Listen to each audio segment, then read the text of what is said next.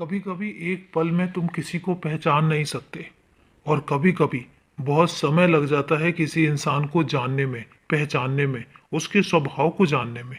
कई बार तो कुछ लोग ऐसे सामने मिलेंगे तुम्हें कि जिनके बारे में तुम बहुत सारी मेहनत करोगे लेकिन फिर भी उनके बारे में अच्छे तरीके से नहीं जान पाओगे।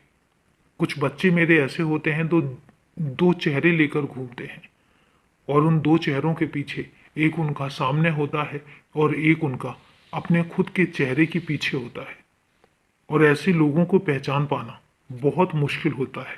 कई बार तो ऐसे लोग तुम्हें इशारा भी करेंगे, बताने की कोशिश भी करेंगे और कई बार वो अपने व्यवहार से, वो अपने बातचीत से ये बताते रहते हैं, इशारा देते रहते हैं कि वो भरोसे के लायक लोग नहीं हैं।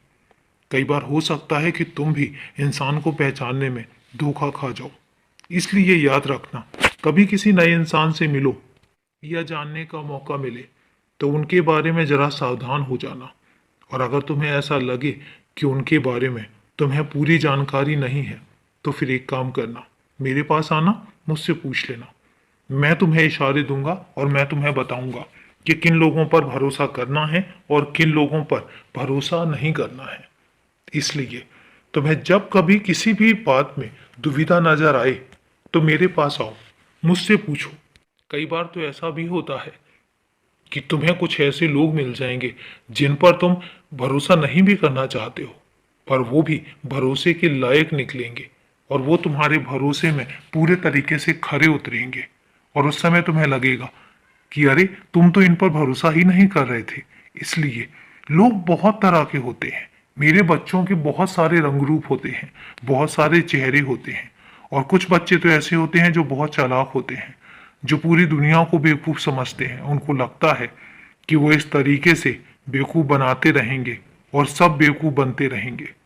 और कई बार तो वो चालाकी से हमेशा दूसरों को ठगते रहते हैं और इसमें ही उनको खुशी मिलती है। मैं कई बार समझाने की कोशिश करता हूँ और कई बार मैं कहता हूँ, लेकिन वो बच्चे हैं जो समझने का नाम ही नहीं लेते, जो समझना ही नहीं चाहते। फिर मैं भी उनको किस्मत के भरोसे छोड़ देता हूँ, क्योंकि जैसा कर्म वो करेंगे फिर उसका फल भी उनको वैसा ही मिलेगा। क्योंकि मैं बार बार उनको समझा नहीं सकता हूँ।